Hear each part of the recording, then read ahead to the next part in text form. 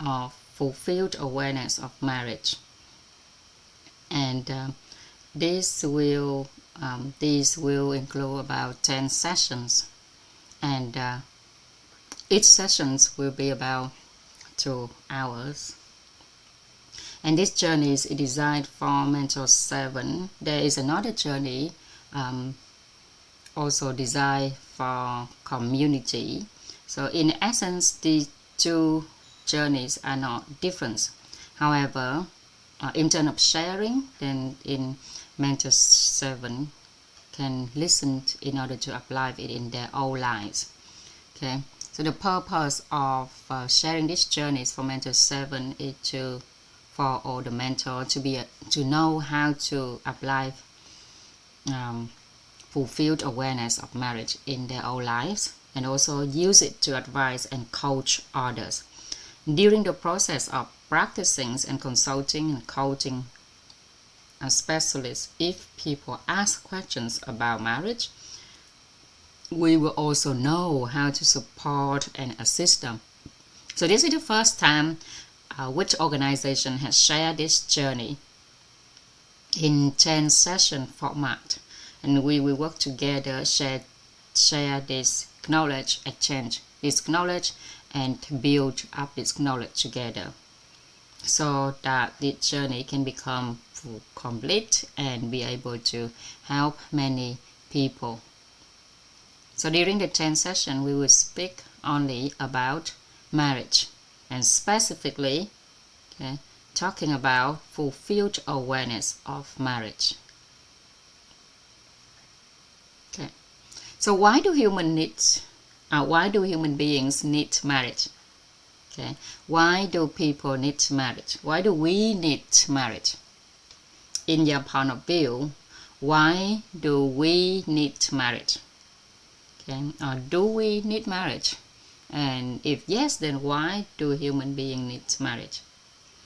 In today's society, many people feel that it is also fine without marriage, right? If we look around and observe, there's a lot of people, they live by themselves, they enjoy their own life, they have no bother about marriage at all.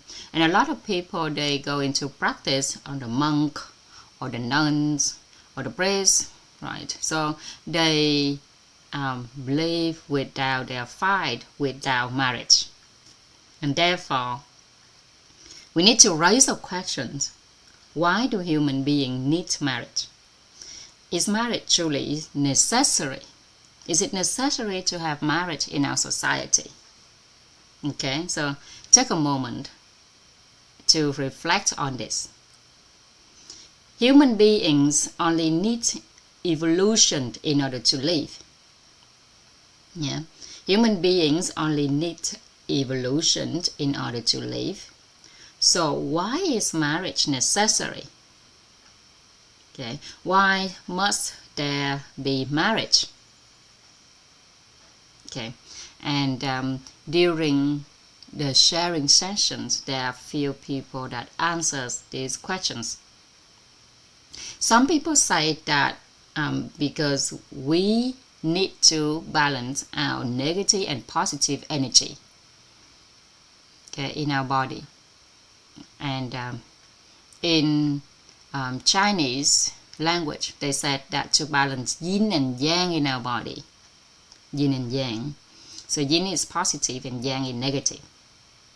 And someone said that without marriage, how can a family lineage continue across generation? Right? Without marriage, how can a family lineage continue across generation?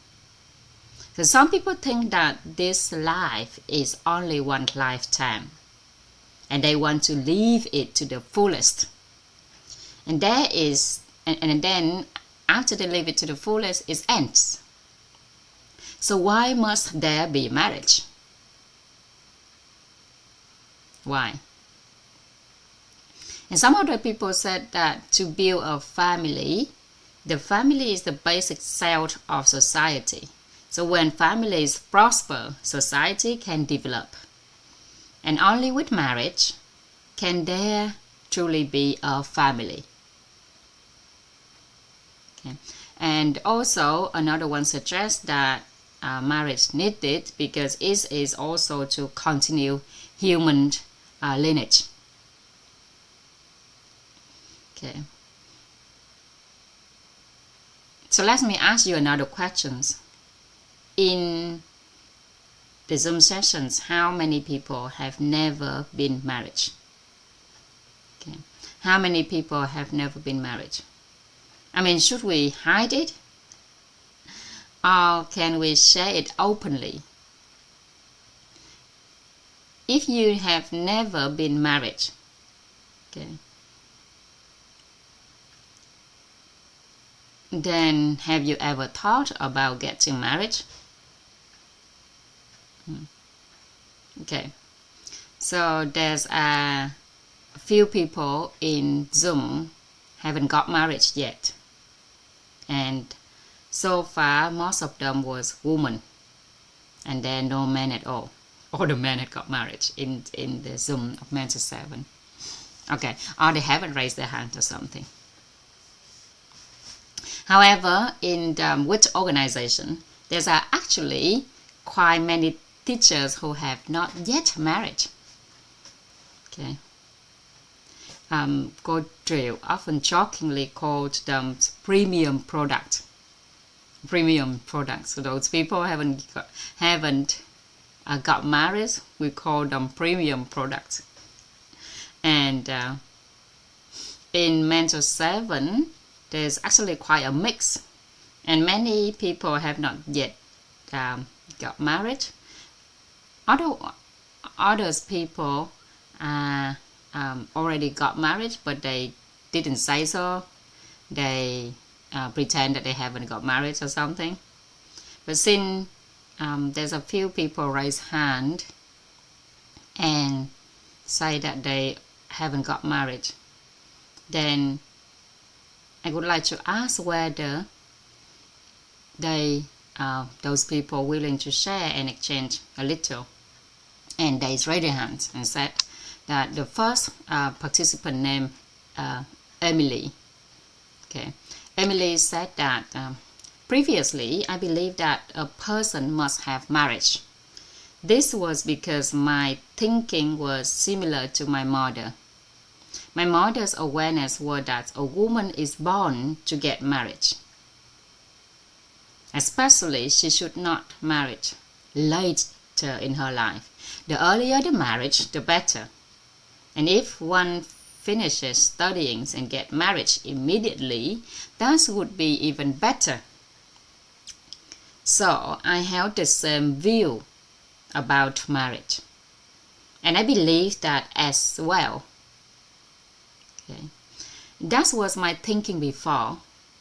After a period of struggling to find someone to marry according to my mother's expectation, okay, so that my family would be pleased, my lineage would be proud, and society would be satisfied.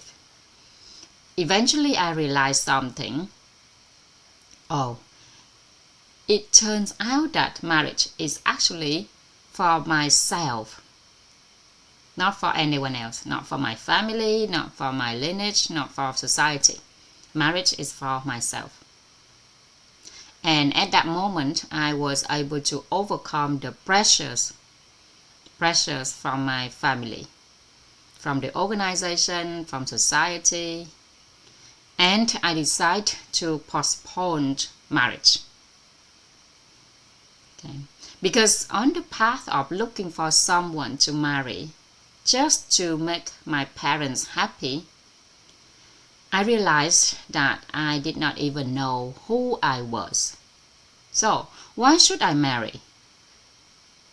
And in the past, I kept forcing myself. I told myself that just get married to make my mother happy, but whenever I got to know someone, I found that no one truly matched me. I started to think that perhaps something was wrong with me.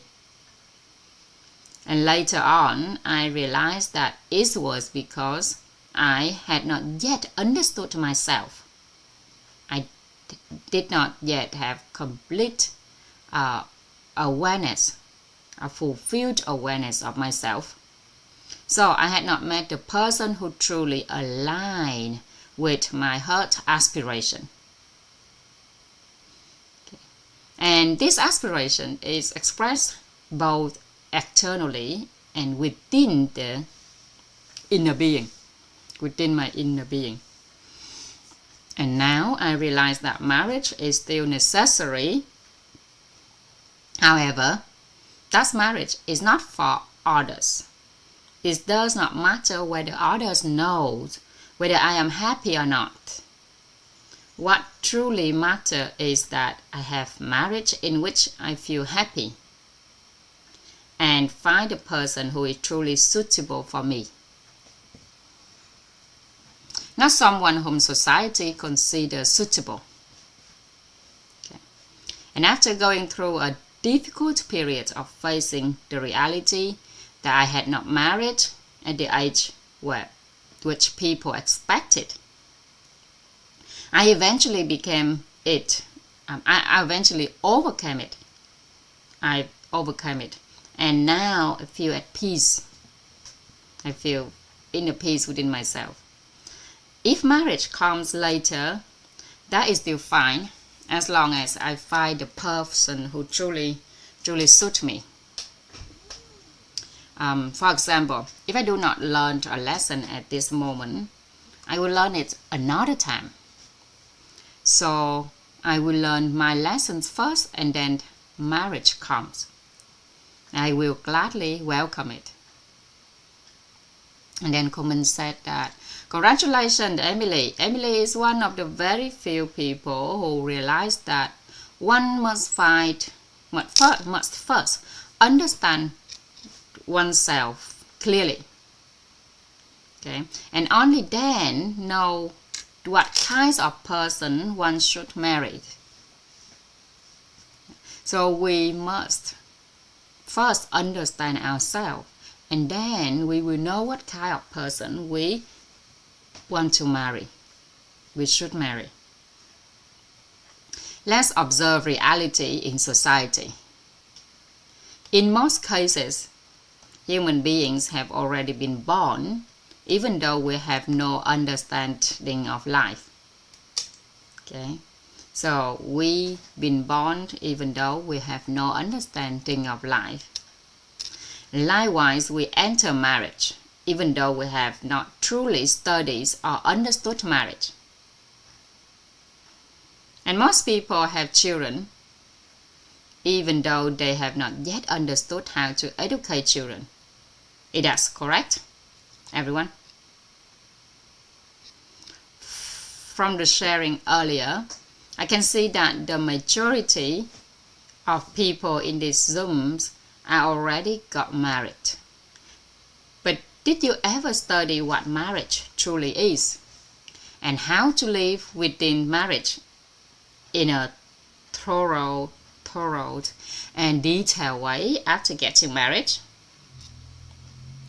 From what I know, those who follow the Catholic faith usually attend class called marriage catechisms, right? So you learn about marriage before you get married. You learn about life of a husband and wife under God before you got married. So that is called marriage catechism. But for everyone else, do we actually study it? Do we actually study it? Okay. And someone else raised their hand. There's a second participant raised their hand, and she said that, hello teachers and everyone. I feel that I'm very happy and grateful that today you are sharing about the topic of marriage. To answer your questions, before entering marriage life, I also attend a class called Marriage Catechisms.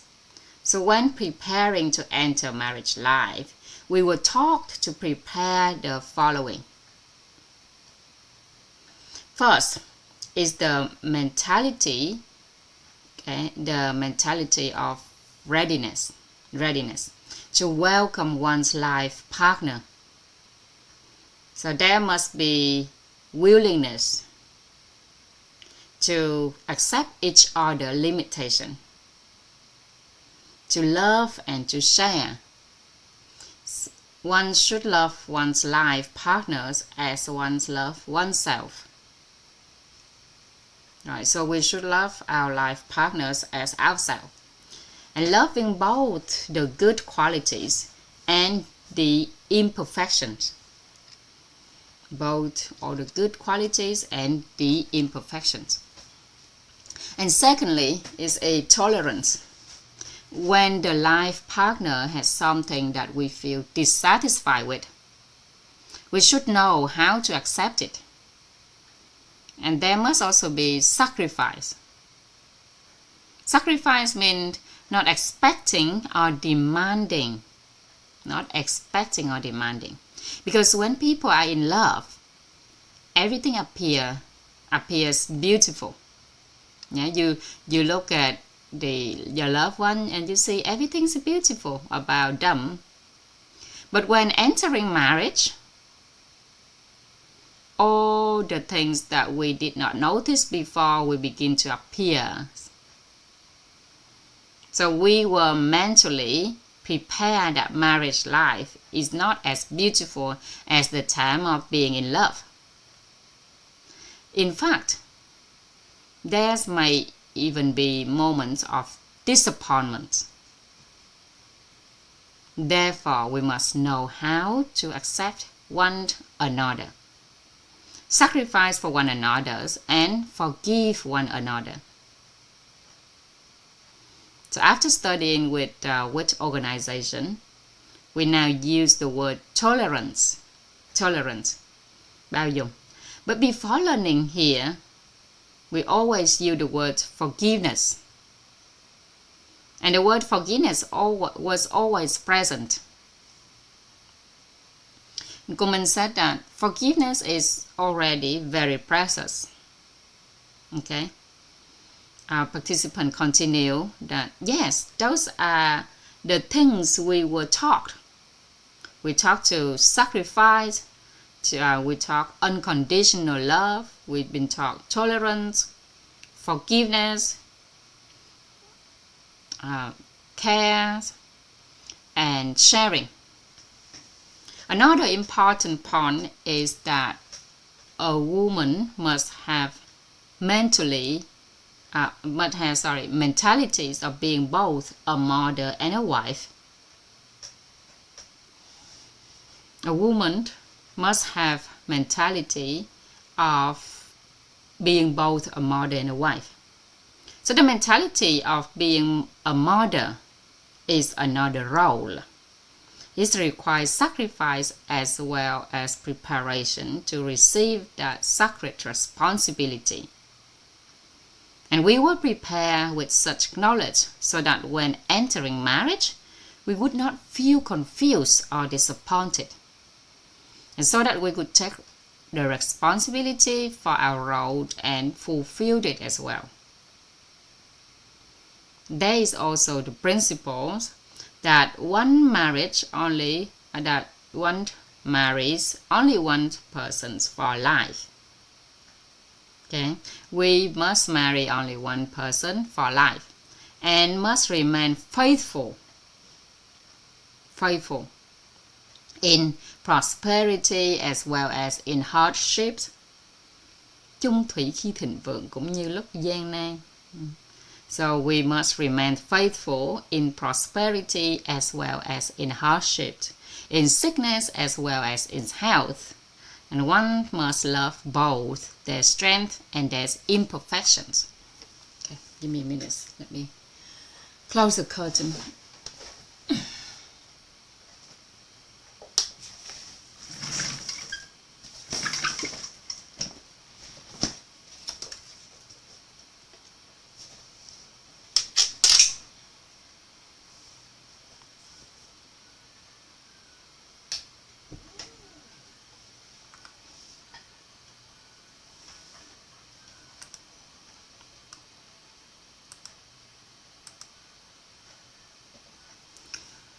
In reality, when I applied this teaching to my married life, I realized that a harmonious marriage truly exists. Okay, and the key is that we should not keep demanding from the other person, but instead ask ourselves what can we do before what we can do better for our husband and for our family, rather than asking what they should do better for us. So if in marriage each person always insists that they are right, then naturally that family will not be happy, and there must be yielding, acceptance, and unconditional love. Okay. So a woman must first know how to love herself, and she should be well kept and graceful, not only in appearance but also in characters and in an inner quality. And many women think that after getting married, they can become careless and neglect their appearance.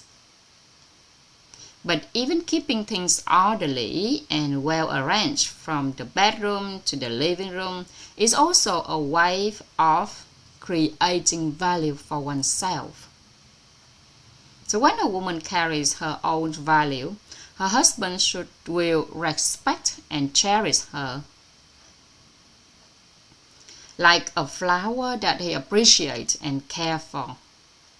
So another important thing in maintaining the warmth of marriage after living together is that we should not allow the other person to feel that we are always in excess.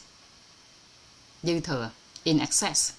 So instead, we should live in a way that keeps a sense of appreciation and connection, so that both partners feel still a little story from my own reality.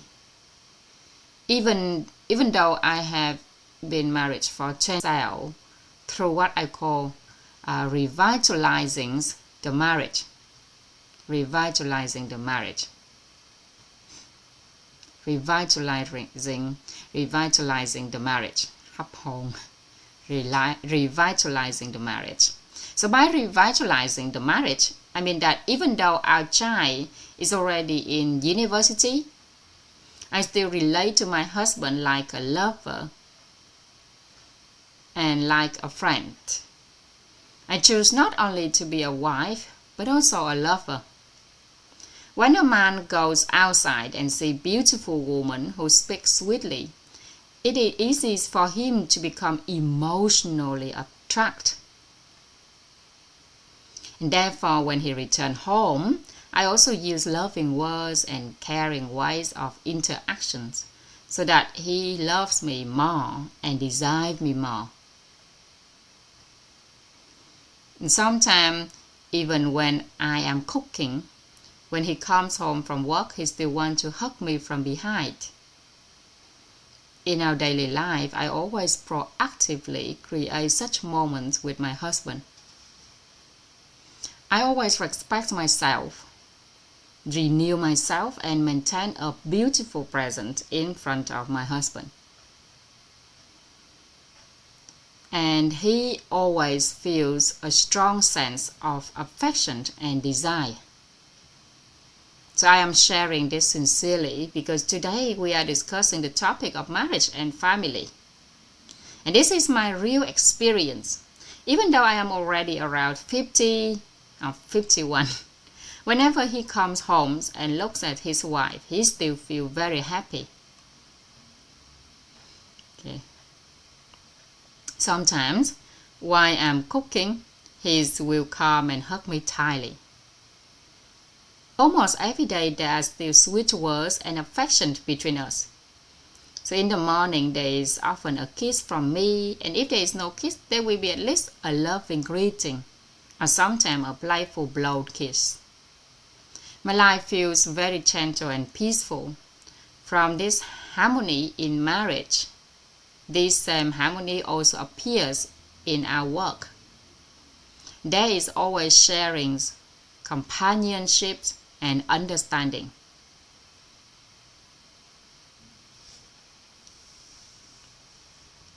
So in the past, sometimes I only thought about myself. But when I began to understand my husband and learn to share, to empathize with him, and truly appreciate him, I began to receive a very meaningful reality in return. So let me share a little more about what I mean by revitalizing the marriage. For example, we can create a bit of romantic atmosphere both in intimate moments and in daily life. Sometimes we think that taking care of work and taking care of the children is already enough. But in reality, a marriage still needs romance.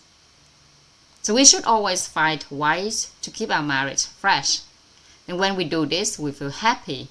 Our partner also feels happy. And when we are happy, the whole family becomes happy. Our children also see this as a positive example.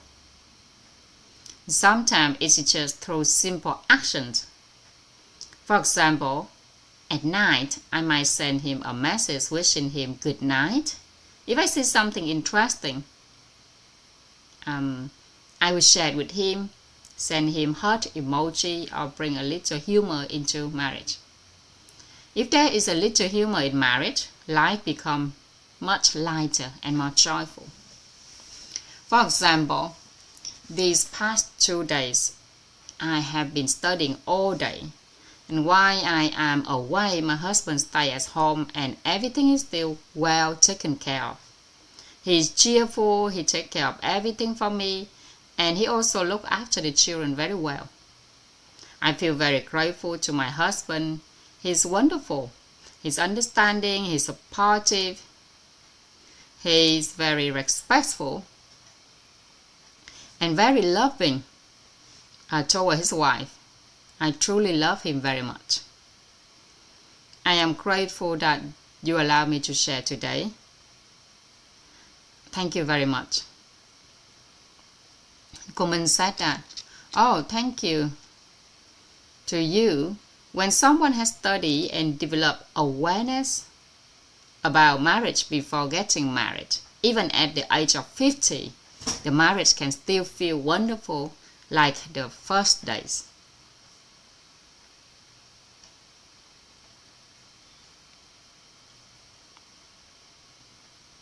Everyone can see that, right?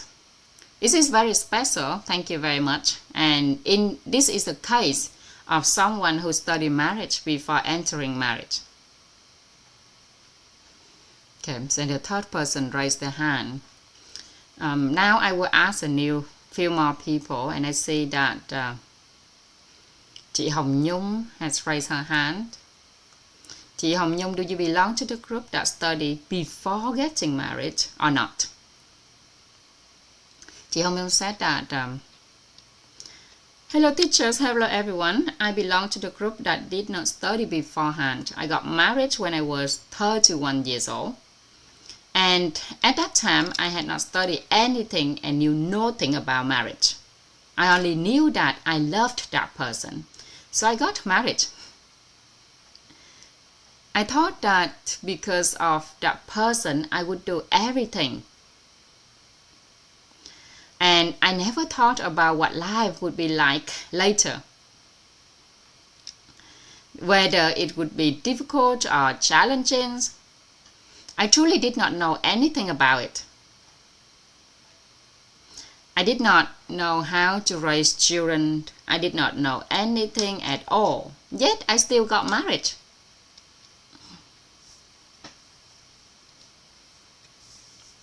During the first few years, things were quite normal. But a few years later, when we had children, because I lacked awareness, I did not know how to properly care for and guide my children.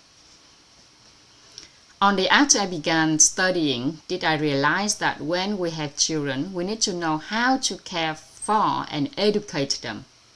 And ideally, this understanding should begin 20 years earlier.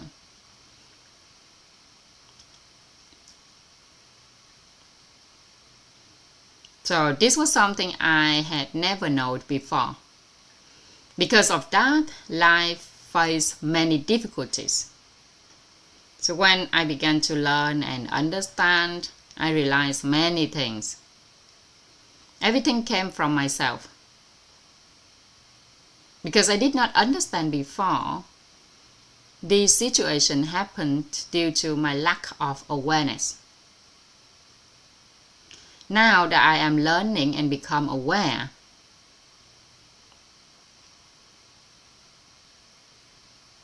I feel that everything will become better. Even if I did not know before, now that I know, things will certainly become much better. And Coleman said that, right, so your marriage now is stable, correct? And chị Nhung said that, before learning, it was not stable. Now it's relatively stable. Coleman said, thank you, chị Hồng Nhung. This is a real case of someone who knew nothing about marriage, but still entered marriage. But still, however, this marriage is now relatively stable. Do you know why? So this woman carry a positive intention, carry a positive notion. This woman carry a positive notion. I love this person so much. I will do everything to live with this person for the rest of my life. So that is her notion. And that is a positive intention. And this positive intention helps sustain the marriage. Even in a situation where there was little understanding about marriage.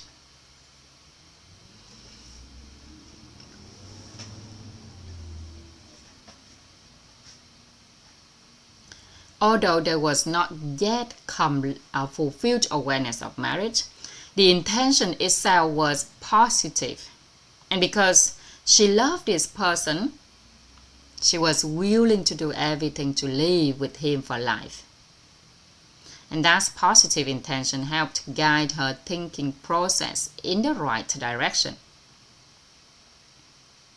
Following a correct principle, of course, it allows her inner system to align with the right orientation. Therefore, although life has had ups and downs, because she held that intention, they were still able to live together until today. And now that she has access to knowledge and information about fulfilled awareness of marriage, from this moment forward, and the rest of life, which is still very long, they can continue to live well together. So congratulations to Hồng Nhung for having an intention that saved their marriage. The next participant I would like to invite is chị Như to share. So which group do you belong to? Did you learn about marriage beforehand or not? Chị Như said that, hello teacher, hello everyone. I belong to the group that did not receive formal learning. However, I learned indirectly through stories and films from Chinese culture. I only knew sayings like when entering a marriage, follow the family's custom. Nhập gia tùy tục. When entering a marriage, when entering a family, follow the family's customs. And at home, follow the fathers when married. At home, follow the father. When marriage, follow the husband. So those ideas stays in my mind. At home, I was very obedient to my parents. So later when I got married, listening to my husband or my husband's family felt completely natural. Other than that, I did not know anything else. As for raising children, I knew a little. So when I was young, neighbors often went to work and left their children with me to look after.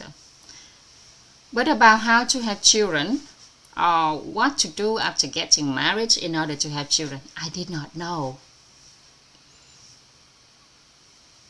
So in marriage, my husband had to teach me everything, big or small matters. He taught me all of them. I felt as if I were being taught by an elder or an uncle. And simply listen and follow.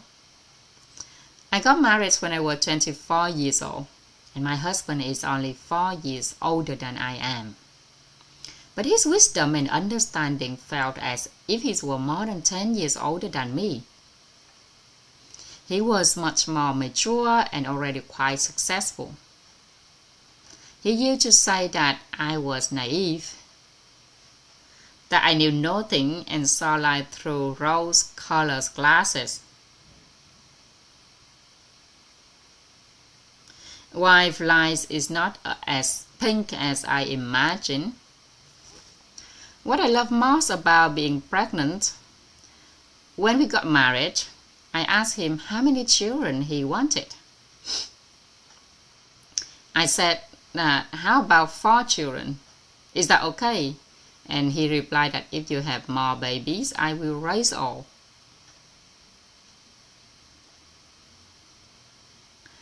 It sounds very loving. And eventually we truly had 4 children. At that time, business was doing very well, and business gave us a lot of support and provision. So I really enjoyed doing business. In truth, the standard I used to choose a husband was very simple. When I was young, I was very naive and knew nothing. I only knew that I wanted to choose a person with filial piety. And I am Chinese. And my personality is also influenced by Chinese culture.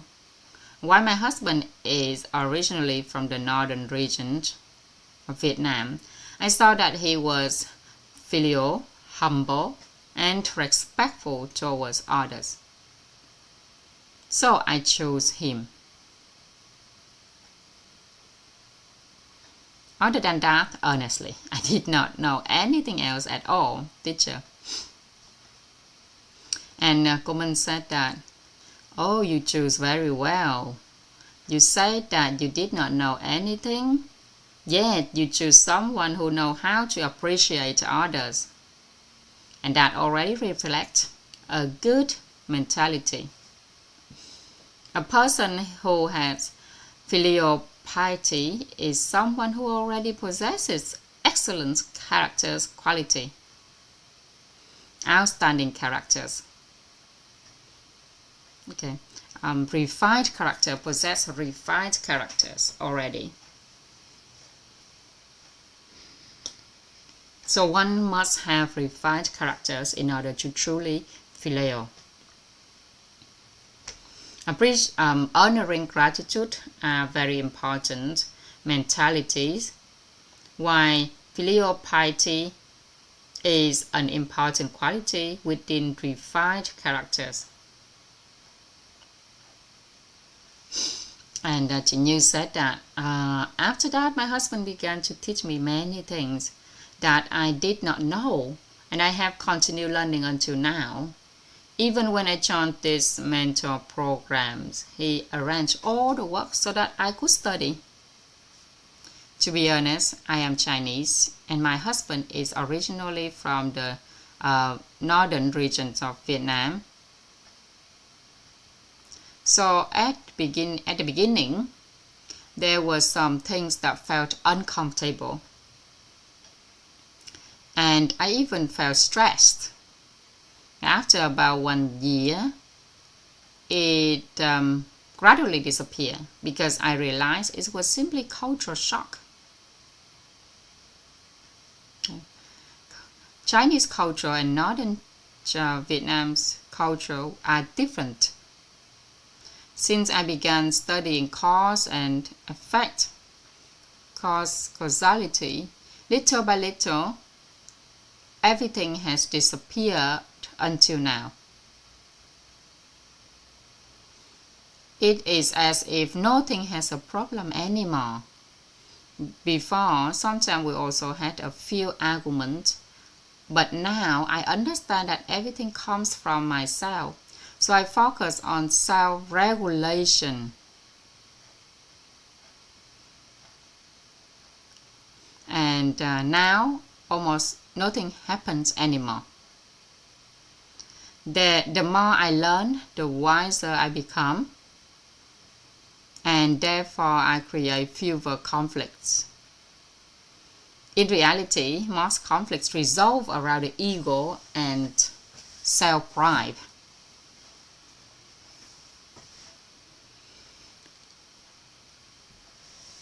When those are such problems appear. For example, something's very simple. I like my husband to call me em như, or my wife, rather than calling bà. When that was touched before, it would create conflict. But now it's different. If there is something I want, I simply express it calmly, and he gradually follows.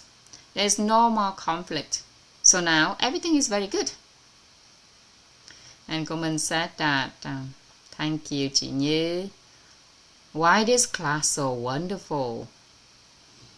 Chị Như also did not know much about marriage, but she is a woman with great blessings. Even though she did not know many things, she understood that when choosing a husband, character is important.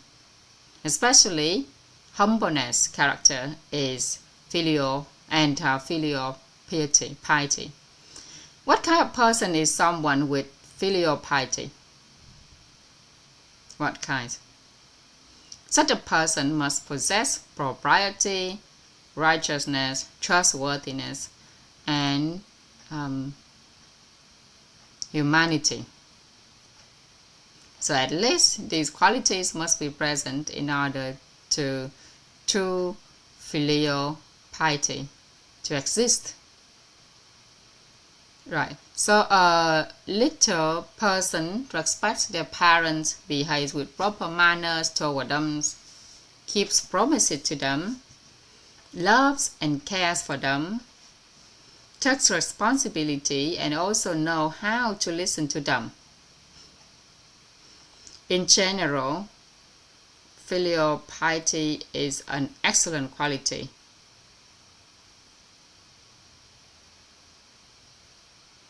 Only a person with refined characters can truly be filial toward their parents. Therefore, this woman knew how to choose her husband well.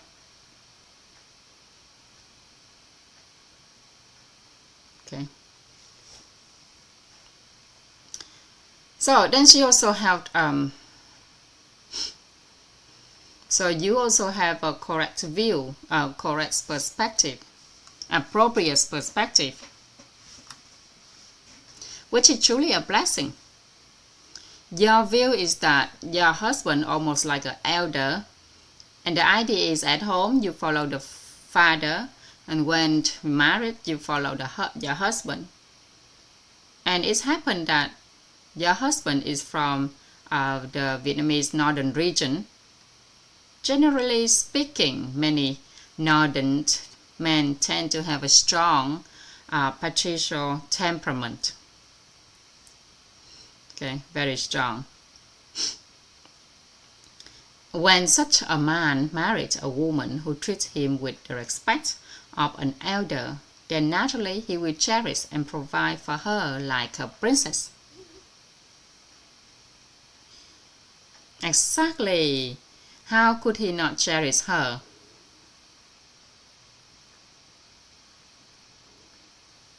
Often people enjoy expressing themselves with confidence, and if the wife treats him with that level of respect, then he will naturally care for her like a princess. And chị Như said that, oh my, he's like a living dictionary. Whatever I ask, he seems to know the answers. If I do not know something, I simply ask him. And Coleman said, you see, with that kind of attitude, how could he not cherish you? If a wife argues about everything, then how could a husband cherish her?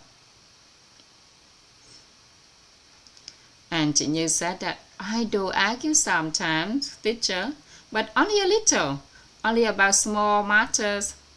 For important matter, I truly admire and respect my husband. So that's why he treats me so well. Coleman said that even without studying anything formally, the marriage has already become like this. So some people already know how to do it naturally. And what I'm doing here is simply systemizing this virtue into a framework.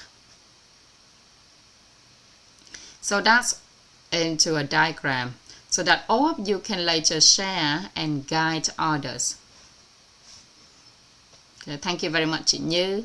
These are very valuable real life example. So we discussed them first. As for the difficult stories that involve pain or tears, we will come back to those in the coming days. Another person raised hand, okay, and would like to share their view. He said that, hello teacher, Minh and everyone. Regarding the topic of marriage, I would like to bravely raise my hand to share once. I really hope to hear real-life sharing about marriage from you. I got married 31 years old, and now it has been 5 years. So before entering marriage, I also did some learning for about 4 to 5 months, although it was only online learning.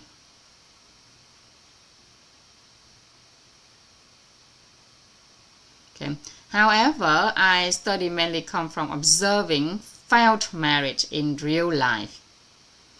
And I listen to women who experience broken marriage or conflict with their husband, and they analyze why those things happen.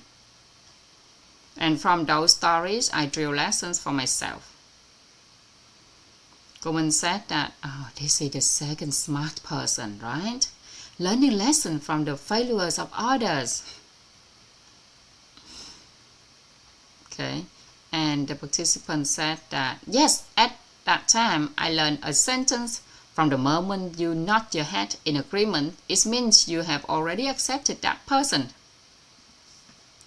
When studying this, I understood that it means not expecting to change the other person.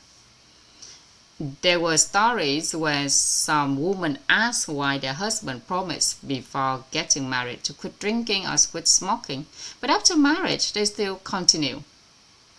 And those who had successful marriage shared that from the moment you nod and agree, it means you have already accepted that person as they are, and it is unlikely that they will change.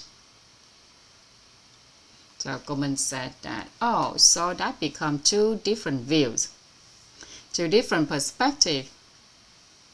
In the end, once you nod and agree to marry your husband, it means you accept him. And participants said that, but at that time, I did not yet have a boyfriend though. When I studied those lessons, I was still single. Later, when I entered the actual relationships, I realized that I still could not accept a husband who smokes. I kept settling that intention. Right. And later when I and at that time I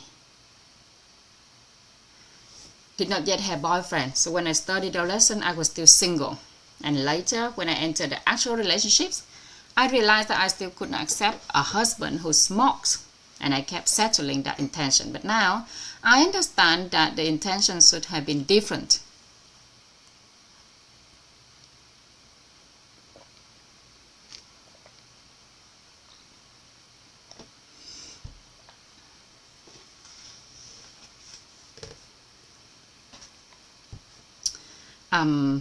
I should have intentions. I should set an intention. If I wanted a husband who has awareness about health, then I should have set the intention in that way. Instead, I set the intention to find a husband who does not smoke. And as a result, in my reality, every boyfriend I met smoked. So then the intention was set incorrectly.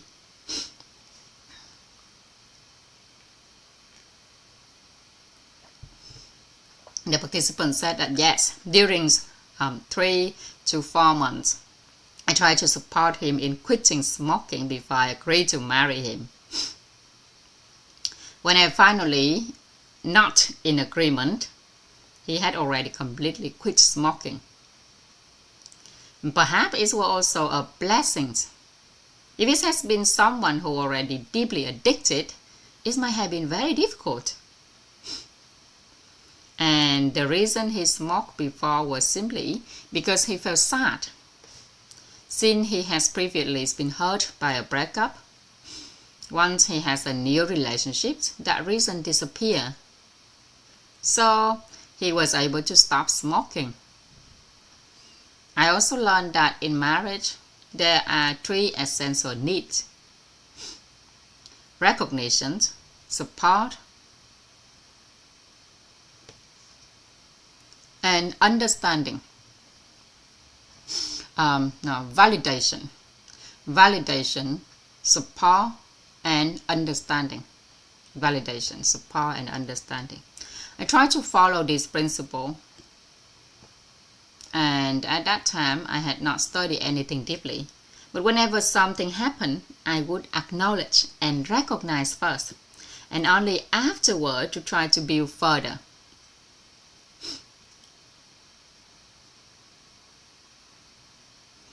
I try to validate and recognize first and then try to build later. And gradually, it was like laying one brick after another. Laying one brick after another.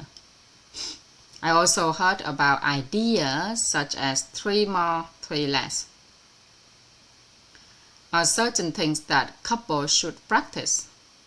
For husbands, they often appreciate gentleness. Previously, my personality was quite strong and stubborn.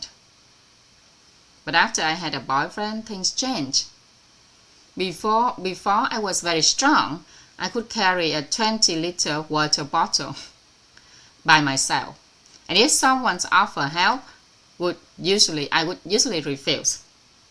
But after having a boyfriend, I began to ask for help with almost everything. Even small things, I would ask him to help. And in that way, I gave the other person an opportunity to express himself and feel important. And things also move quickly.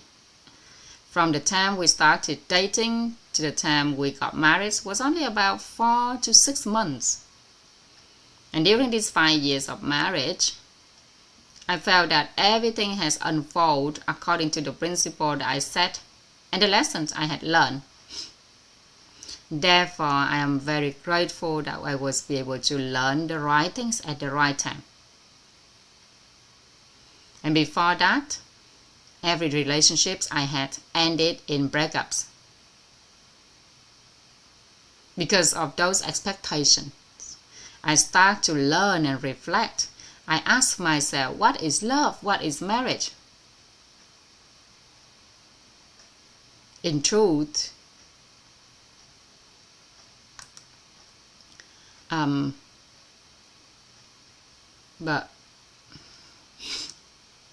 my personality is still somewhat strong, and sometimes I simply act according to instinct. But perhaps I was also blessed because the right person appeared at the right time. And this was not entirely because of me.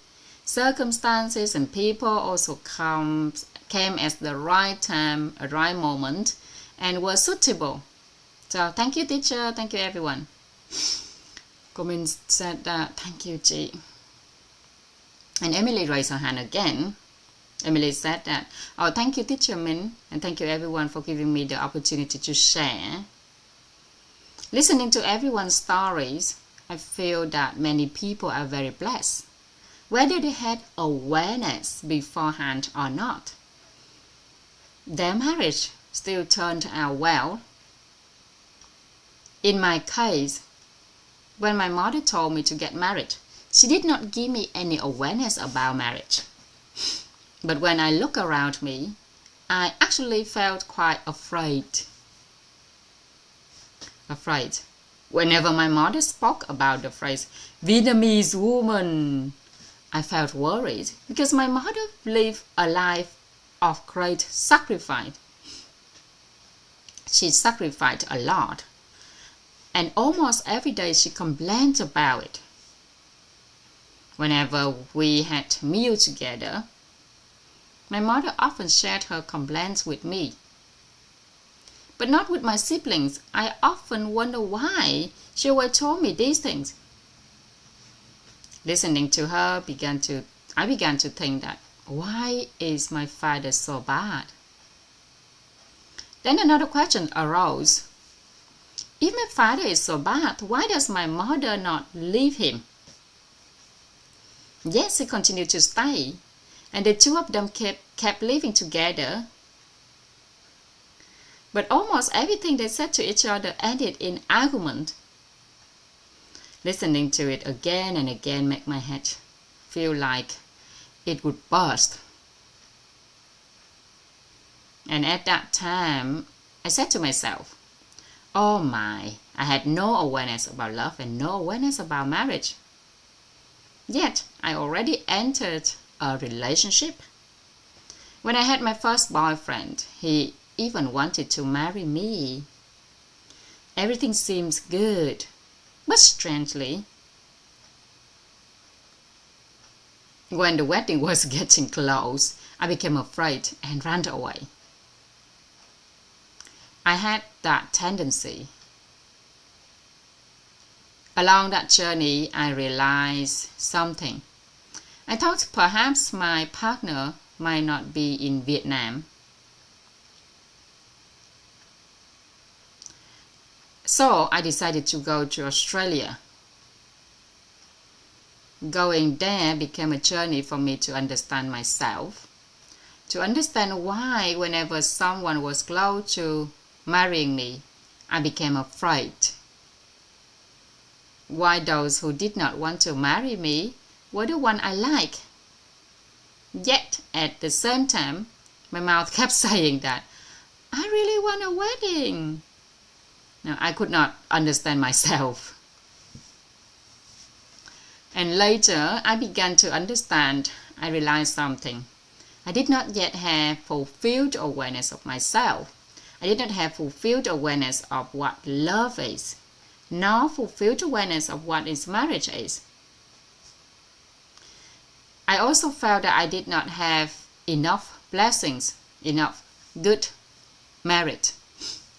Because many people do not need such fulfilled awareness, they enter marriage and everything simply worked out well.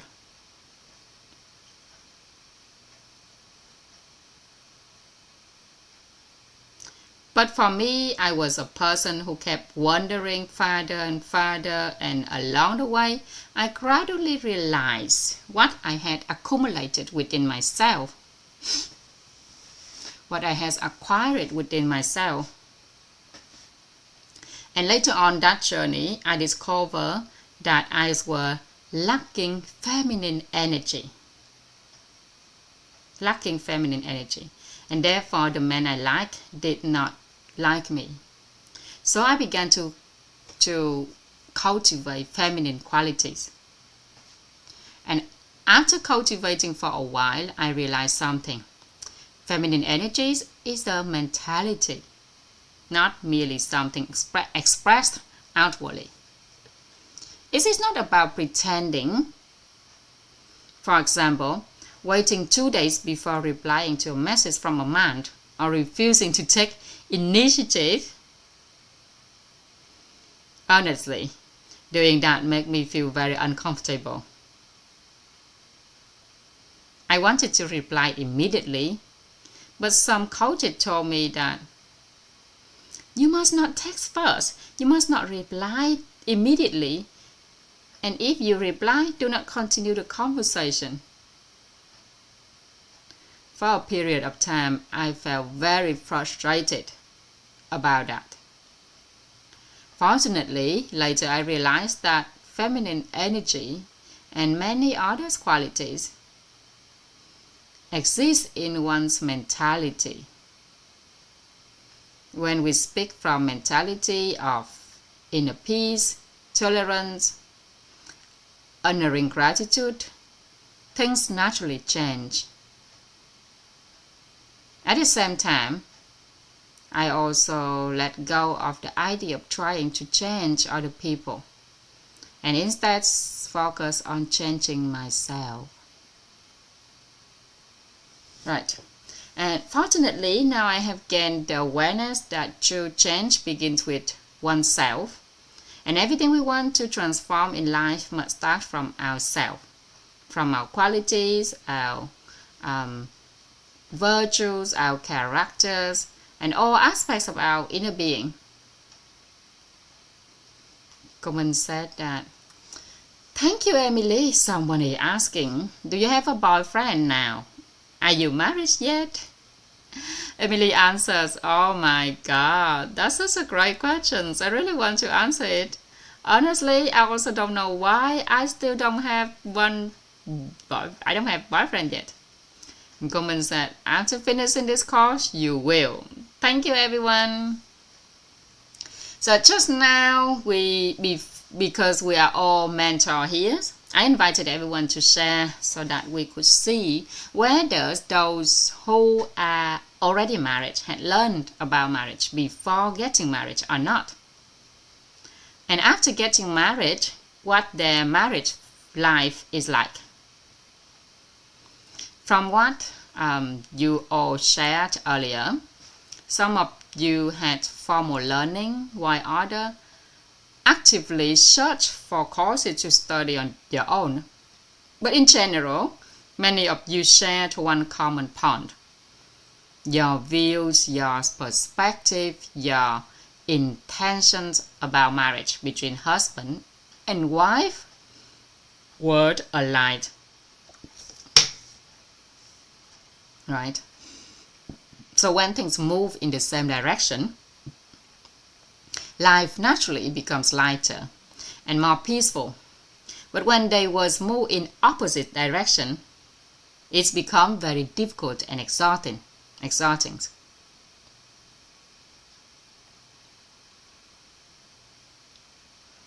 Yes, so when things move in the same direction, life naturally becomes lighter and more peaceful. When they move in opposite direction, it's become very difficult and exhausting.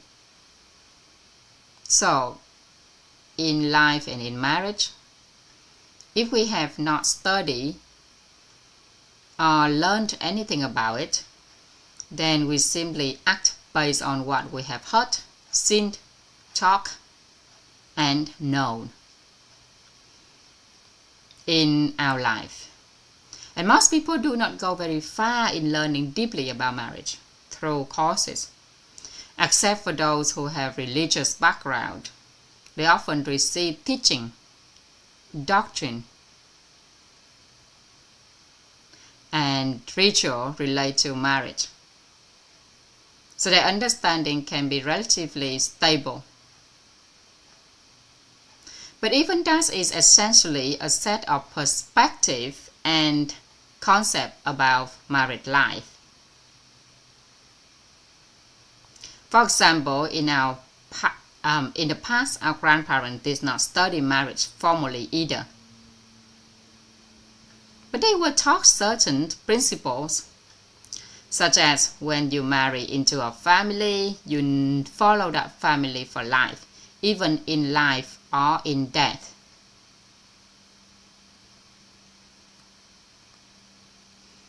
In other words, once you marry someone, you stay with that person and do not change. Or the idea that marriage means one husband and one wife and divorce was not considered. Our Vietnamese grandparents in the past did not study marriage, yet divorce was extremely rare, right? That means there were certain things they understood about marriage. For example, why people should marry and why they should protect that marriage.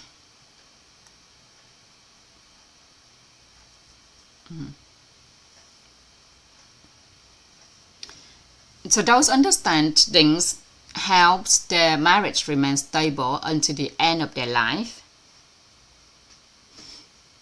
And they raise many children together, sometimes dozens, and stay together, and to raise and nurture their family.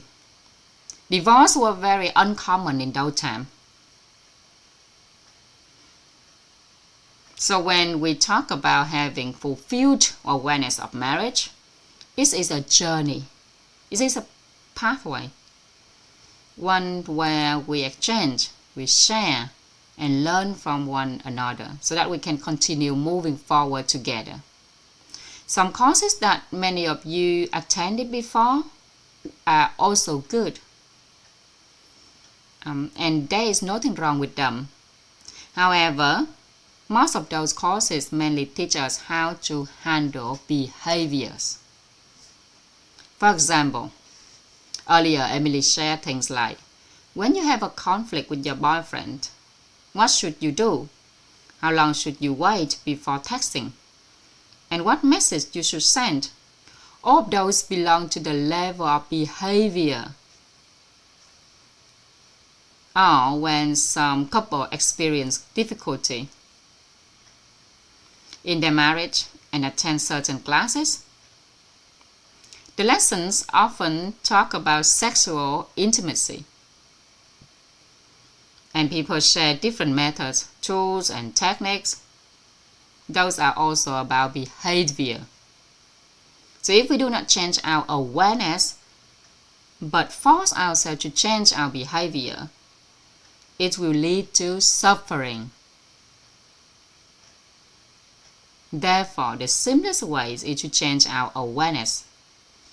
So when we change our awareness, our thinking naturally changes accordingly.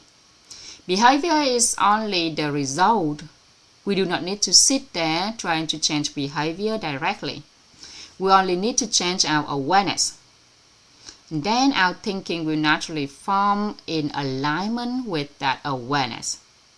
And when we have such awareness and such thinking, our behavior will naturally become the result of that process. And that's why we do not focus on changing behavior.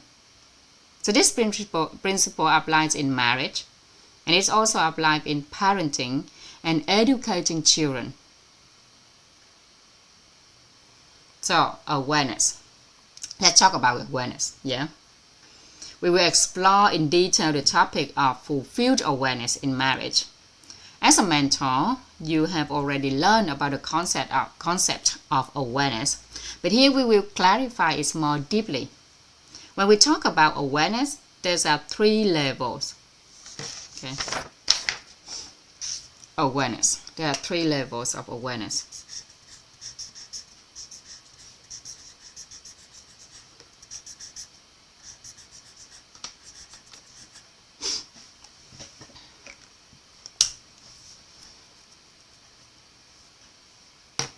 The first level is not yet have awareness.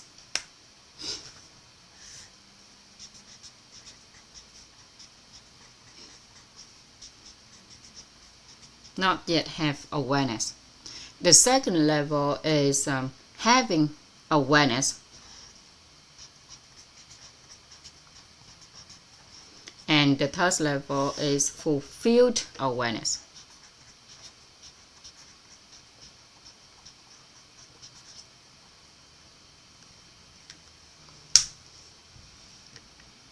Okay.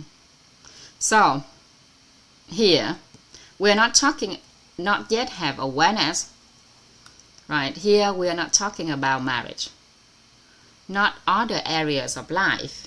When the topic of marriage is mentioned and a person's inner state fluctuates in a negative direction,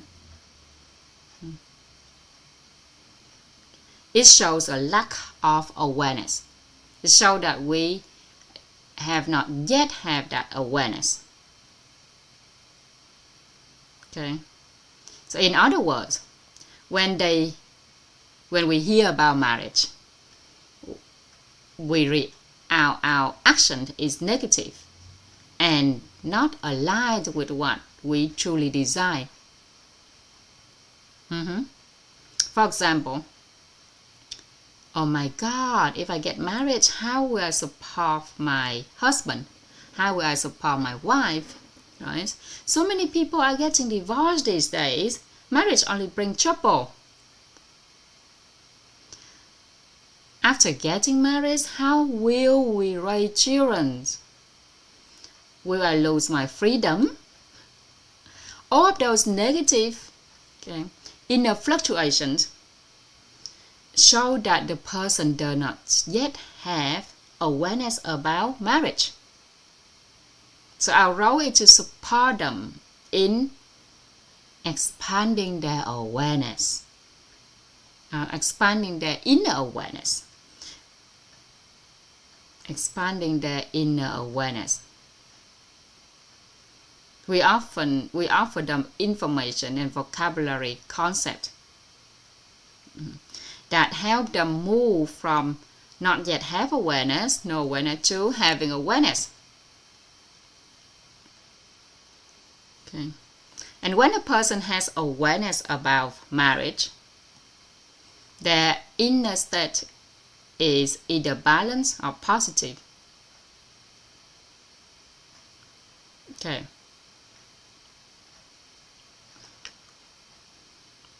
So, with this, the inner state is negative, with the not yet have awareness, then the inner state is positive. Not yet have married, the inner state is negative.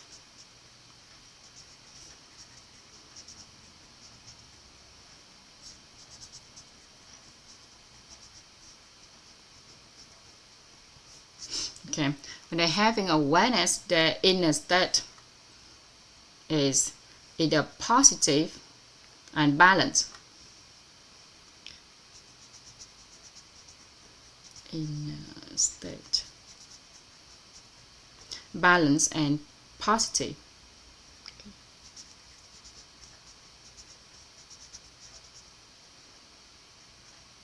Balance, positive. Okay.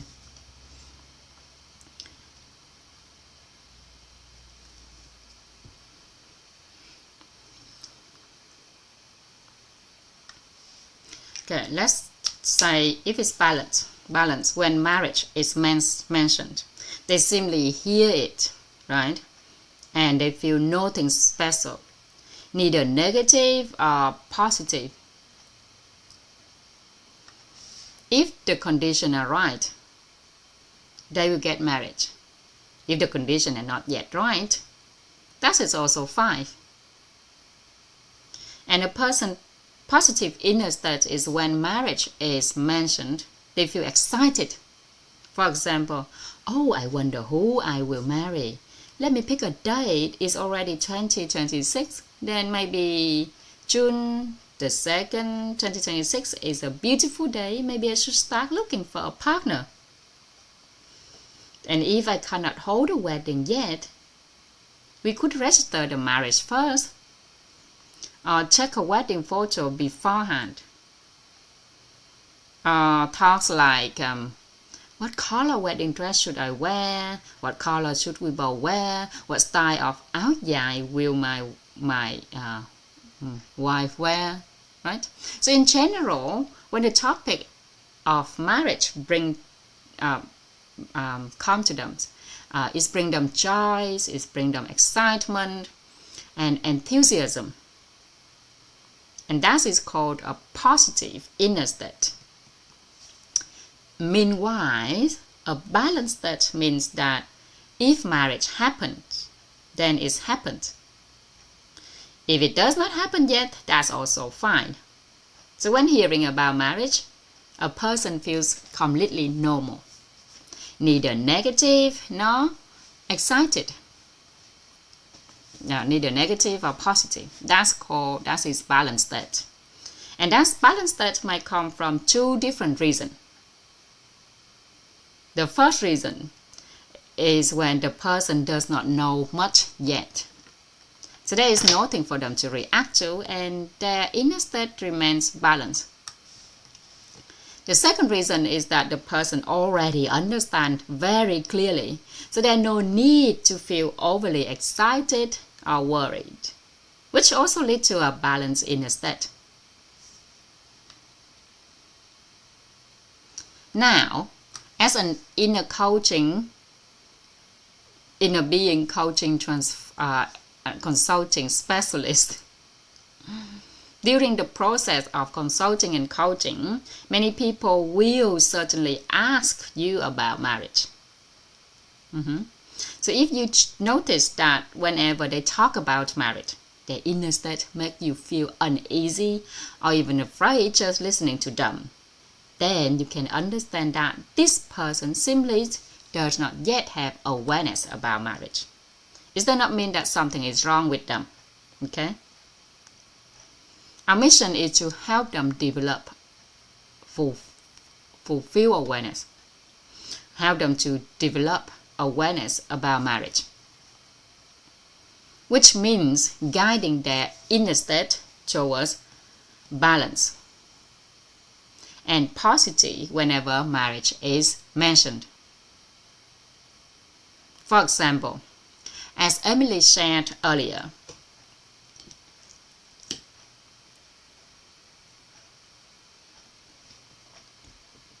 whenever marriage is mentioned, she does feel that she wants to get married. It's not that she does not want to. However, she keeps feeling that there is no suitable partners.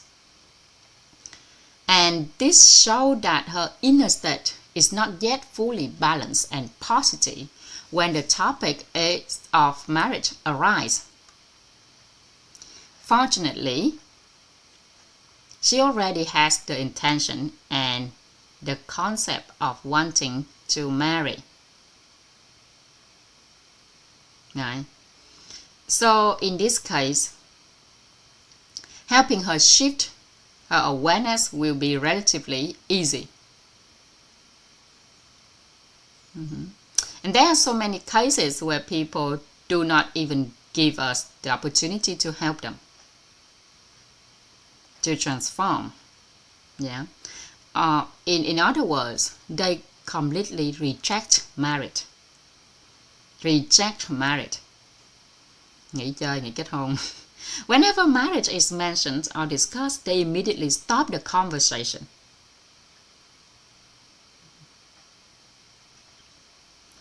For example, in the past I was like that. We could talk about anything, you and me, any topic, football, biology, geography, archaeology, gemstones, metals, minerals, countries around the world, politics, science fiction, mythologies, spirituality, anything at all. But the moment someone talk about marriage, I would say, stop that. If they continue, I would stop talking to them altogether. So there's are people like that. They simply do not give us the chance to even discuss the topic. And along this journey, gradually we will learn how to approach this situation.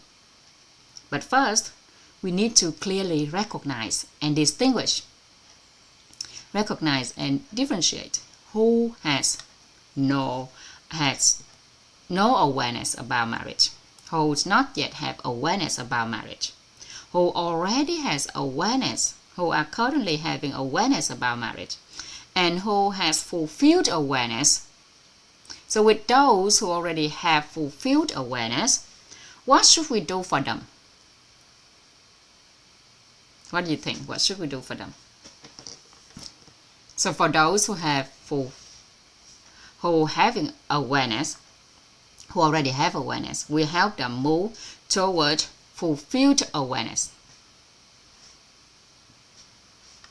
For those who have not yet have awareness, we help them move towards having awareness. And once they have awareness, we continue supporting them to reach fulfilled awareness. Right. So what is fulfilled awareness? What does fulfilled awareness mean?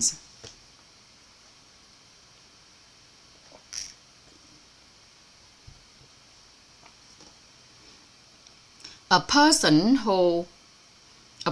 with fulfilled awareness is someone who possesses a balance or positive inner state. Okay? So the inner state balance is positive.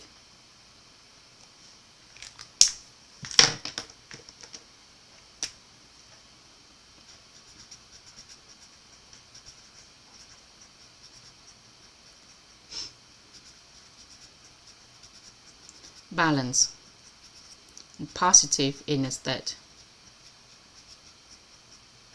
Okay, when marriage is mentioned, so when we mention about marriage, that person have balance, orient, positive inner state, balance or positive inner state, and that person has a clear mental image of marriage.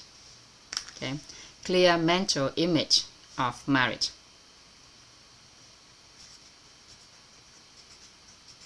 Clear image of marriage. And also that person has all the concept, all the beneficial concept of marriage. Okay, they have the concept of marriage, clear image, and they have concept of marriage, clear concept.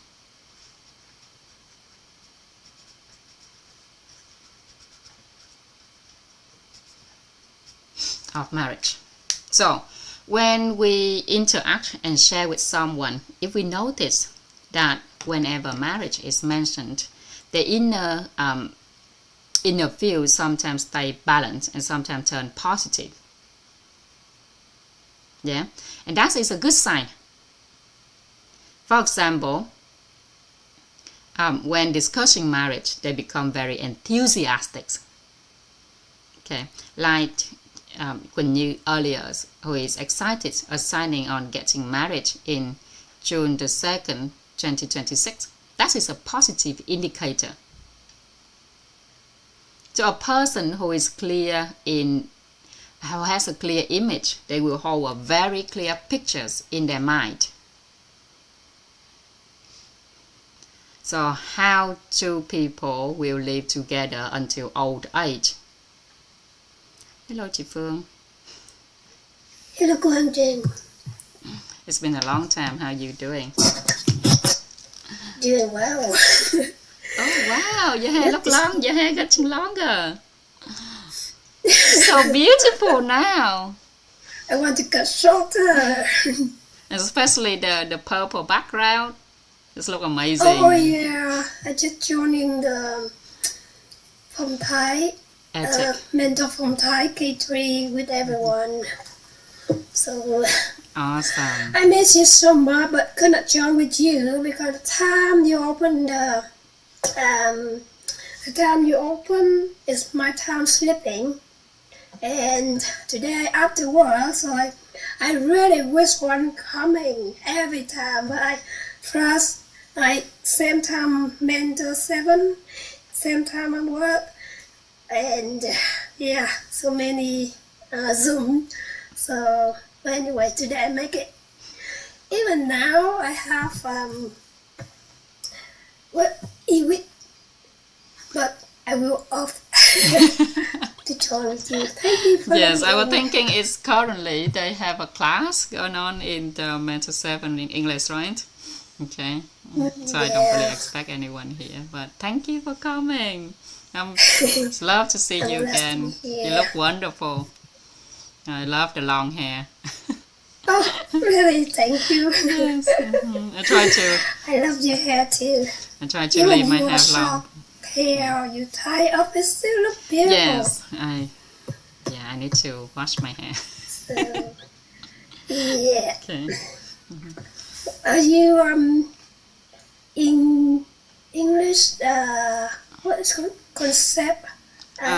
Fulfill awareness of marriage. You know the programs that Coleman had shared a few weeks ago. Fulfill Yep. nhận thức đủ đầy về hôn nhân.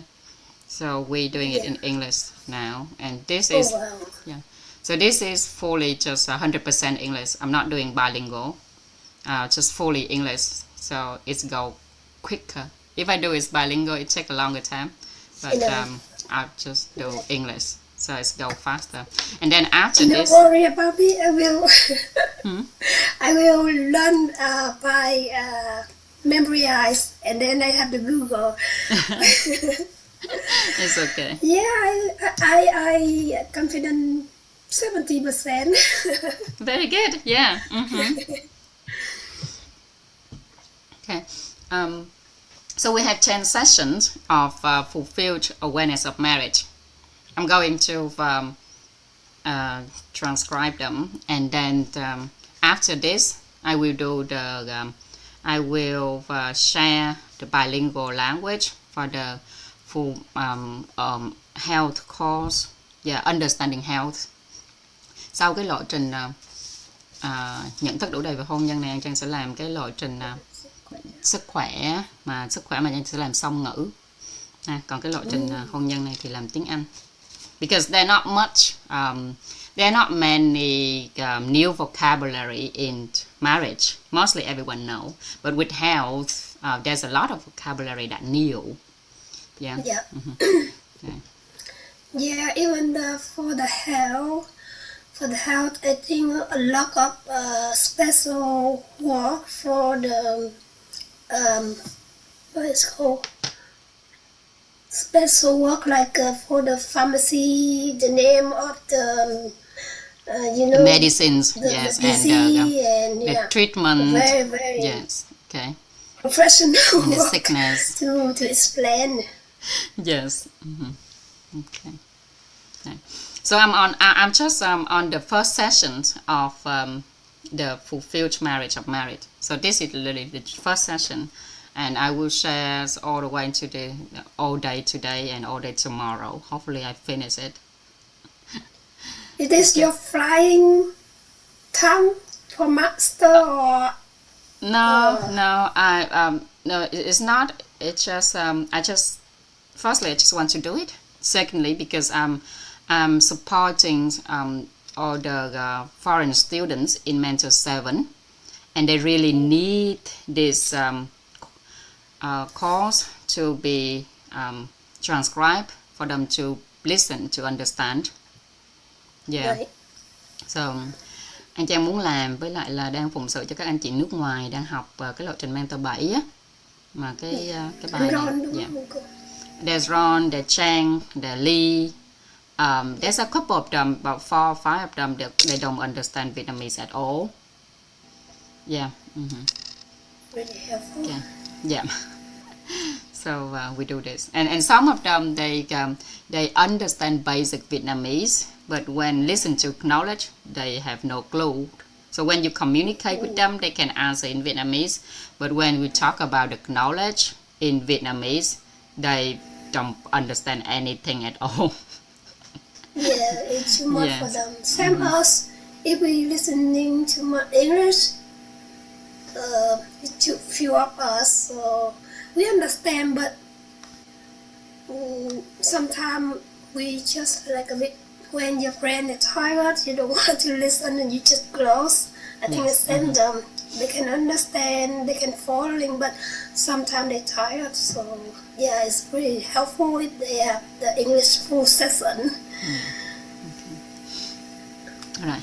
So I'm explaining about the fulfilled awareness. What does fulfilled awareness means?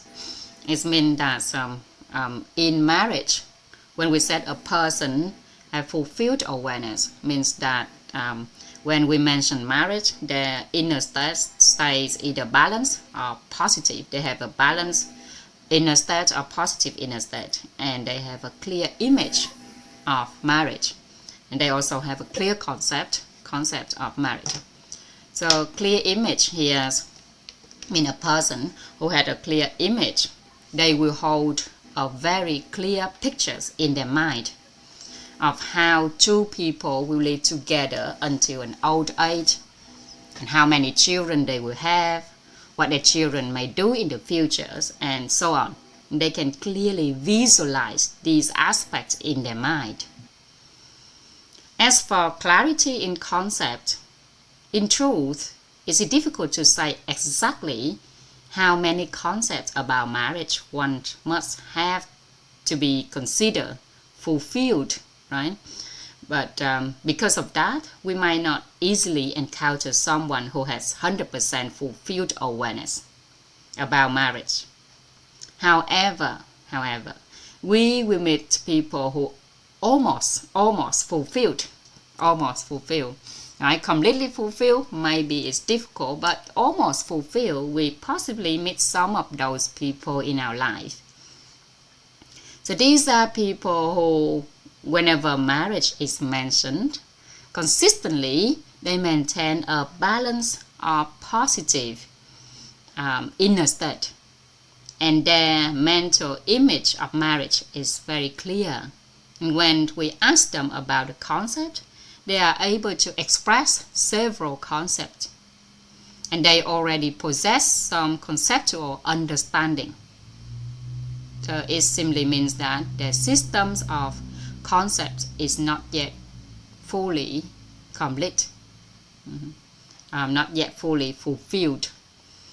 And now we can let's self-evaluate ourselves. Okay, we can self-evaluate ourselves. When marriage mentioned, what is your inner state like? Do you already have a clear image or clear concept about marriage? So if you self-evaluate a bit, this will help you recognize which group you belong to. So we have 3 groups of people, yeah? The first group of people, they not yet have awareness about marriage. The second group of people, they have awareness, okay? They have awareness, but not yet fulfilled. And the third group of people, they has awareness and is close to fulfilled. So that means that there is the image, there's a concept, there are inner state positive and balanced, but it's not yet certain whether the conceptual system fully complete. Right. So which one are you? Which group are you? Because I joined in the last, so myself is keep plastic in a state balance. and then I will clearly more about my image, and of course I on the way to clear my concept. So know you what I in mean? you in the almost fulfilled.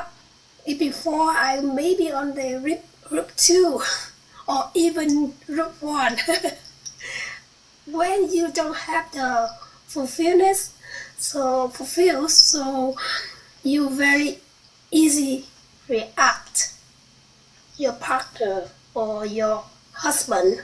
That is my route 1.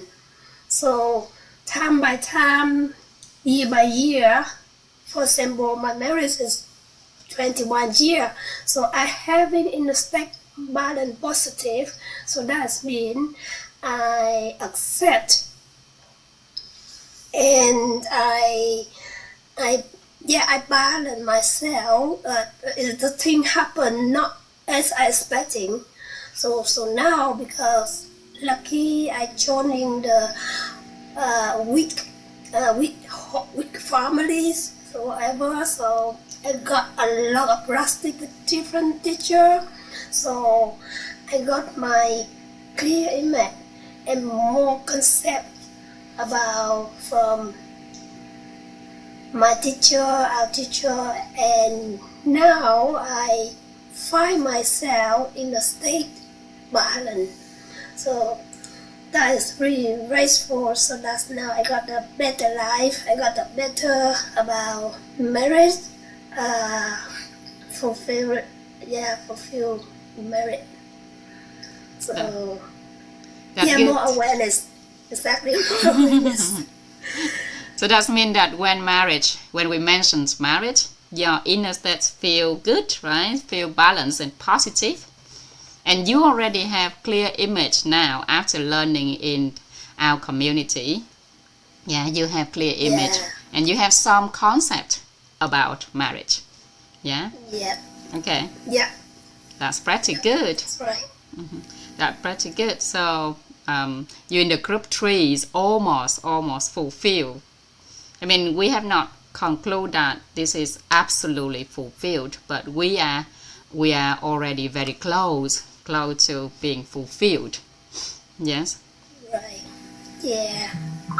I think so, because we are humans, so life something comme ci comme ça, some good, some bad. So better than you need to use your knowledge to apply to adapt,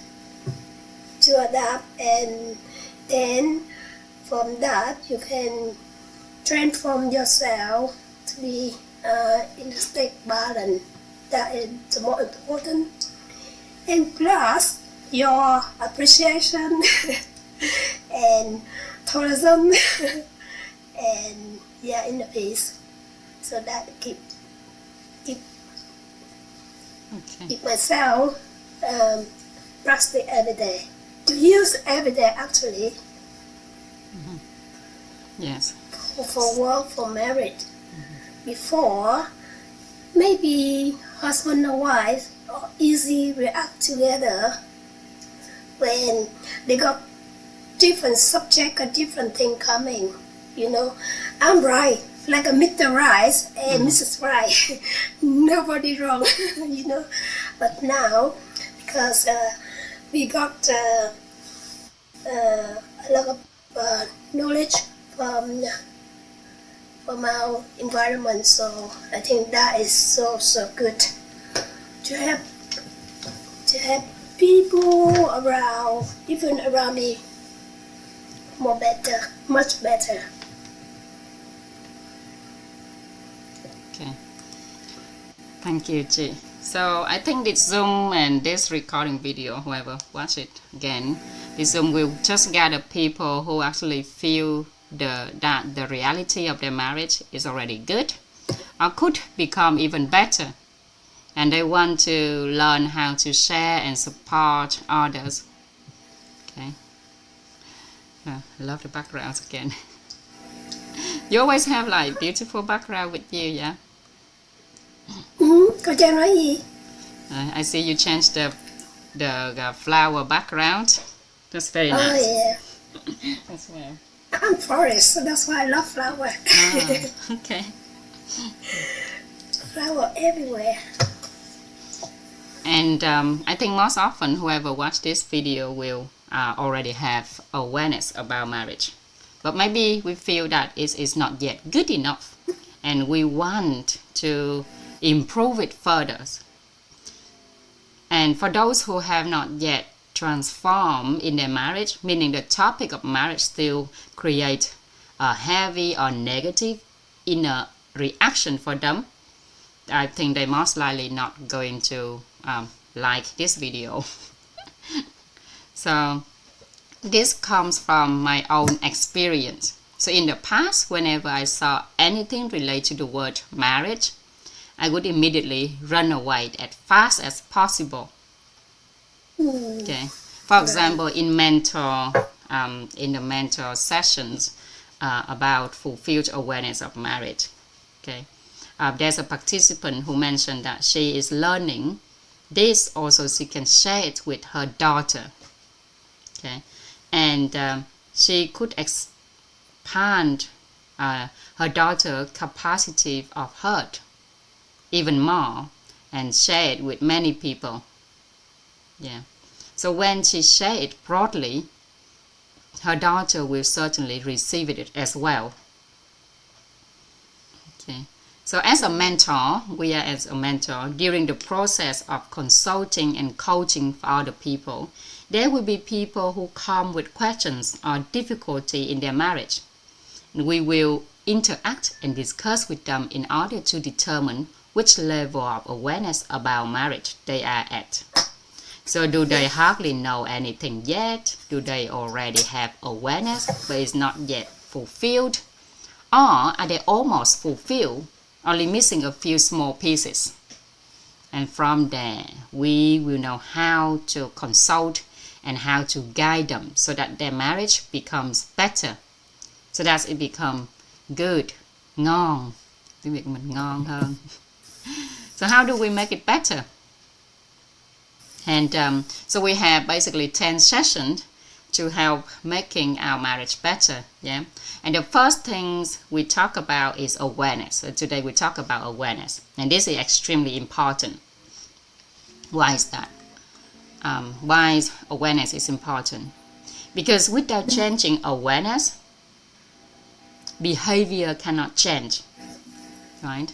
So we know that underneath awareness is light underneath of our behavior and our mindset, right?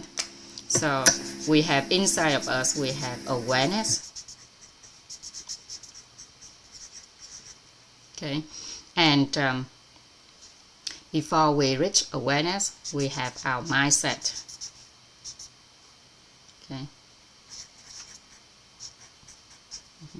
But normally, people often correct their behavior. So behavior is the result. If we keep correcting the result, then it doesn't change completely. It doesn't transform completely. We have to focus on awareness in order to change it once and for all. Okay, that's why the first thing we talk about is awareness.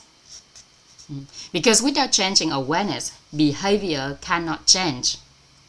So if the awareness inside does not change, but we try to force a change in behavior outside, it will create a conflict between the inner and the outer, and making the person feel very uncomfortable.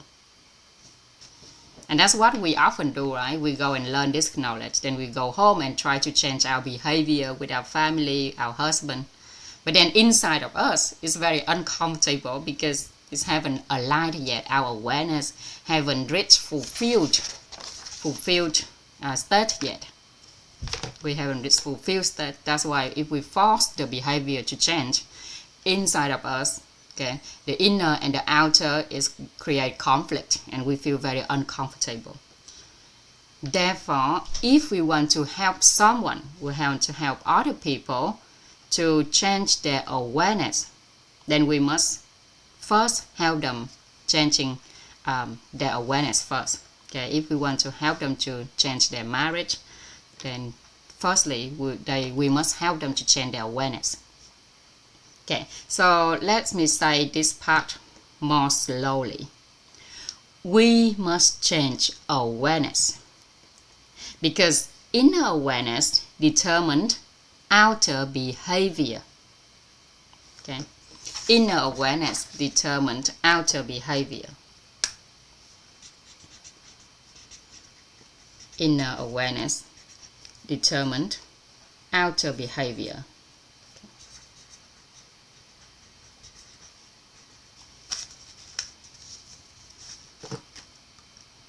So if awareness does not change and we only try to adjust behavior, it will be very difficult to change and sometimes even impossible.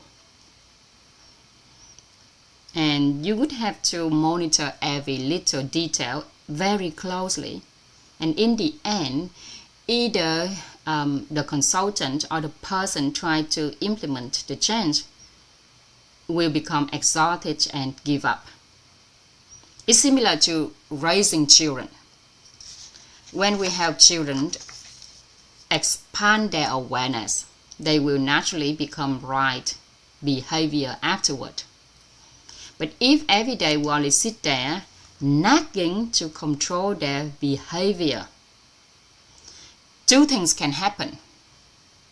Either we become too tired and eventually say, oh, forget it, do whatever you want. Or the child become too tired and start avoiding or resisting. Okay, the children will try to hide away from us or avoid us in all costs, which only makes us even more exhausted. And marriage is the same. Husband and wife are also human beings. If something feels uncomfortable internally, both sides need to sit down and talk together so they can align their awareness about marriage. And rather than trying to simply correct each other's behaviors. So at this point, we need to clearly grasp the core principle in order to consult and coach others effectively. So in the Zoom of the mentor, when Gomen share of the first sessions of fulfilled awareness of marriage, okay, most of the people in the Zoom, their marriage are already quite solid. Okay, quite solid, they're good already. And for those who that are not yet solid, after studying for a few more days, they will become solid as well. They will become, because they have fulfilled awareness, so their marriage getting better. But we also carry another intention, and add another mind intention. That is to help other people. Okay, we are not just fulfilled our awareness of marriage, but we also have an intention to help other people. And most of you were already doing well before coming to study. So this course simply help you systemize your understanding and do it even better. There's so many people who attend courses, but they end up not really receiving anything from them. Okay. And here we have the fourfold gratitude. Fourfold gratitude, tứ trọng ân. Okay. So the first determines which level of awareness a person is at. Okay. After that, we can talk about the next questions. Why is it necessary to have fulfilled awareness about marriage? Okay, so first we establish the state, the awareness state. Where is our awareness state at? Okay, which level our awareness, what level of awareness a person is at? Okay, so that first step, we determine what level of awareness a person is at. And after that, we talk about the next questions. What is necessary to have fulfilled awareness about marriage? Okay, so that's 2 steps. We have to do step 1 before we move to step 2. So those who do not yet have awareness, they often say things like, oh, it's fine even if I don't get married. What the big deal about getting married anyway? Or they say that, oh, marriage, spouse, children, too tiring. So that perspective simply shows that they do not yet have awareness. And they do not yet understand why marriage is important. So to explain this, we will examine marriage through the fourfold gratitude. Okay, fourfold gratitude. With fourfold gratitude, we also understand at the 4 fundamental drivers of existence. And we start with ourselves. So we start with oneself. Okay. Then we have our family. We have our organization, institution, organization for now. Okay.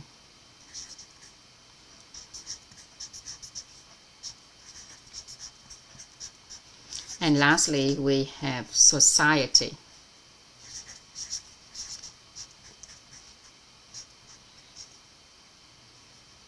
Okay, so we're going to look at the fourfold gratitude, okay, in order to understand the benefit of marriage. Okay, understand the benefit of marriage.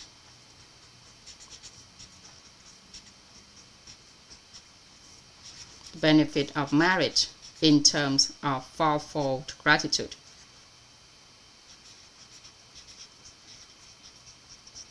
Okay, so what's the benefit of marriage to ourselves, to our family, to our organization, and to society? Right. Let us observe together. Marriage holds meaning for all of these 4 elements, not just for individual alone. Why did I say that? Why does an individual need marriage? Why does a person marry for the sake of family? Why do organizations need people to have marriage and family? And why does society need the presence of marriage? We will gradually clarify the meaning of marriage in relation to our fourfold gratitude. Or in another word, we said that for survival motivation. Okay, for survival motivation or fourfold gratitude. So this fourfold gratitude refers to the 4 sources to which we should express gratitude and repay.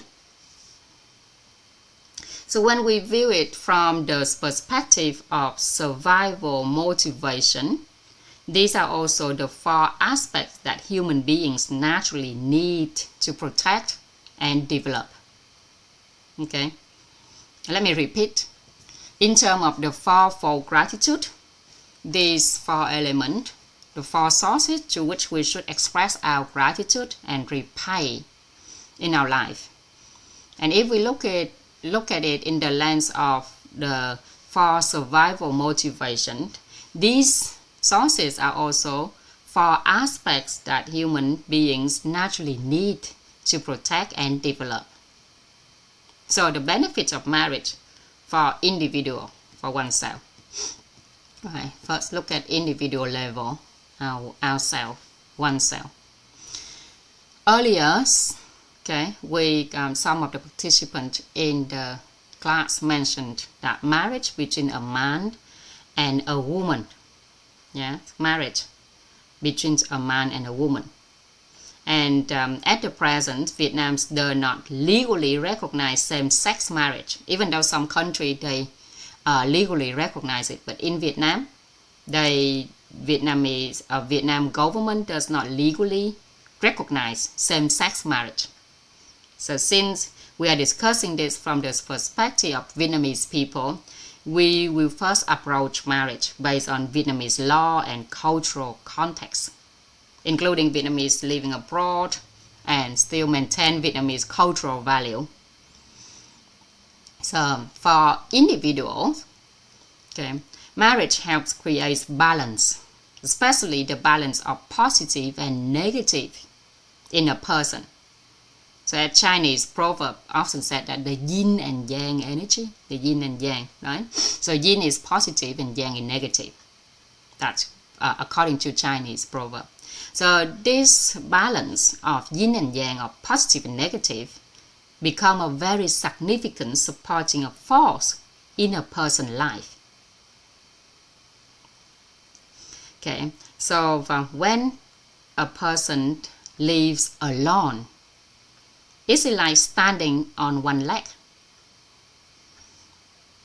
But when there is another person to love and to share life with, it's like having two legs. And when we have two legs, we are able to walk longer, go farther, and move more steadily in life. So marriage itself is not something to be afraid of. What is truly frightening is an unhappy marriage. Okay, however, marriage, like in all things in life, follow the principle of duality. Remember the principle of duality? It's always had two sides, right? Two sides, light and dark, good and bad, positive, negative.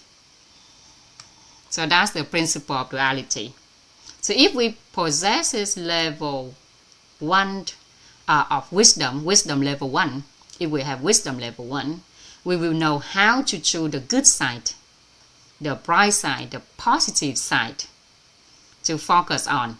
And everything in life has two sides, right? Take a medal, for example. The front side of the medal is beautiful. But doesn't anyone turn it over and admire the back of the medal? The back is rarely as beautiful as the front, right? Normally it's blank, doesn't have anything at all, and even look ugly. Or a painting on the wall, if you look at the painting on the wall, the front side is vibrant, radiant, yet the back side is not as beautiful at all. So with these objects, we naturally know which side we should look at. Okay, so that is if we look at it in terms of worldly view, physically. We know that with the painting, we will look the outer side, and with the medal, we will look at the front side. Marriage is the same. We need to choose the bright side, the good side, and cultivate our focus there.